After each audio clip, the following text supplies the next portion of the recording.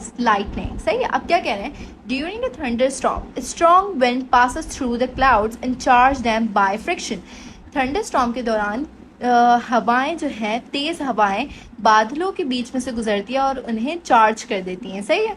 अब क्या कह रहे हैं कि the charges in the cloud also charge the ground due to induction. क्या हुआ कि जैसे ही इसके ये चार्ज हुआ, ऊपर पॉजिटिव चार्जेस हो गए और नीचे नेगेटिव चार्जेस आ गए। इन नेगेटिव चार्जेस की वजह से ये ग्राउंड जो है इन कांटेक्ट आ गया ना।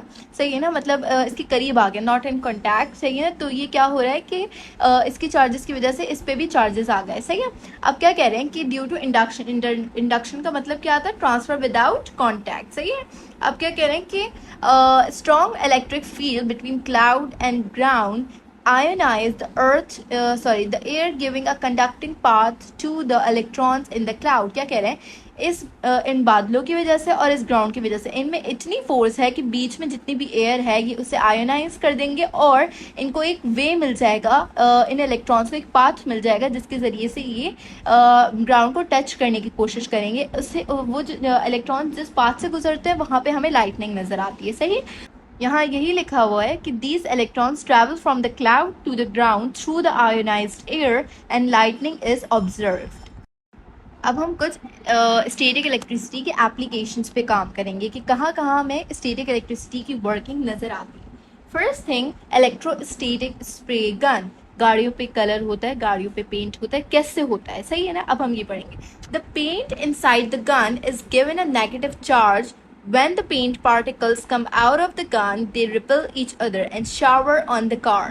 These negatively charged paint particles uniformly spread all over the car's body, giving a smooth, uniform coat of paint. The car must be earthed to discharge it. What is mean by that? अब देखते हैं हम। अब क्या कह रहे थे, इसमें कहा जा रहा था कि ये गन है, सही है, जिससे पेंट होगा।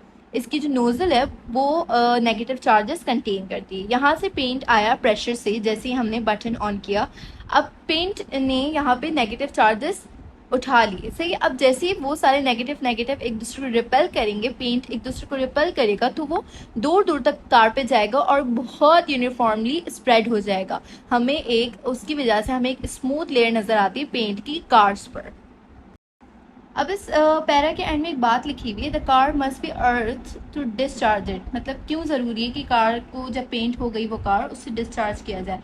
यू नो दैट अगर हम एक कार को जो है वो पेंट करने के बाद टच करें तो हमें अर्थ फील हो सकता है, क्योंकि उस पर इलेक्ट्रॉन्स हैं। तो हमें पहले अर्थिंग करके उसके इलेक्ट्रॉन्स को ग्राउंड में भेजना होगा ताकि वो न्यूट्रलाइज हो जाए और हम उसे टच करें तो हमें अर्थ फील ना हो। अब लास्ट एप्लीकेशन है स्टैटिक इलेक्ट्रिसिटी की, दैट इज इलेक्ट्रोस्टैटिक प्रेसिपिटेटर। आपने फैक्ट्रीज के ऊपर चिमनीज देखी होंगी, उन चिमनीज में से फैक्ट्रीज का धुआं बाहर आता है, लेकिन सिर्फ धुआं नहीं होता, उसमें सूट पार्टिकल्स भी होते हैं। सूट पार्टिकल्स और ब्लैक सॉलिड पार्टिकल्स। सही है ना।